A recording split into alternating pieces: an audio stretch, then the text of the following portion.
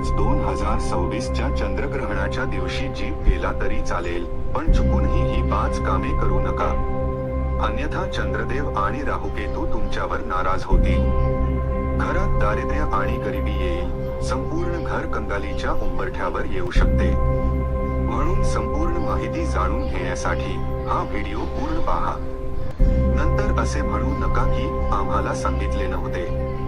हो मित्रांनो, पूज्य गुरुजींनी त्यांच्या अलीकडील ज्योतिष कथेत सांगितले आहे की येणाऱ्या 3 मार्च 2026 च्या चंद्रग्रहण आणि होलिका दहनाच्या दिवशी चुकूनही स्त्रिया आणि पुरुषांनी ही 5 कामे करू नये. भक्तांनो, यावर्षीचे चंद्रग्रहण अत्यंत श्रेष्ठ, शुभ आणि त्याचबरोबर संवेदनशील योग घेऊन येत आहे. विशेष असे काही खगोलीय योग तयार होत आहेत, ज्यांचा आपल्या भाग्यावर आणि मनोवृत्तीवर खोल परिणाम होईल. 3 मार्च 2026 रोजी होणारे हे चंद्रग्रहण अत्यंत विशेष आहे. त्या दिवशी शिवयोग, धनयोग, नक्षत्रयोग, अमृतसिद्धी योग आणि महालक्ष्मी योग निर्माण होत आहे. यावेळचे चंद्रग्रहण अधिक खास आहे, कारण ते पूर्ण चंद्रग्रहण म्हणजेच ब्लड मून स्वरूपात भारतात दिसणार आहे.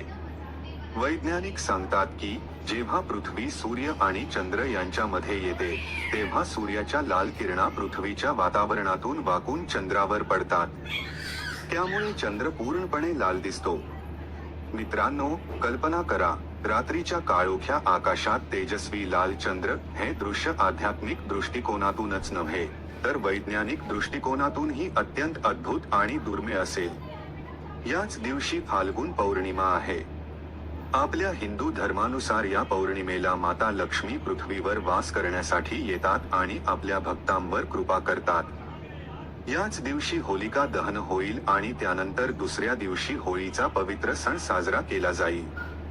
वेदपुराणांनुसार अशी होळी आणि चंद्रग्रहणाचा योग तब्बल 152 वर्षांनंतर आला आहे. या दिवशी केलेली पूजा, साधना आणि क्रिया कधीही व्यर्थ जात नाही. या दिवशी काही उपाय करून आपण जीवनातील सर्व प्रकारचे दुःख, समस्या आणि अडचणींपासून मुक्त होऊ शकता.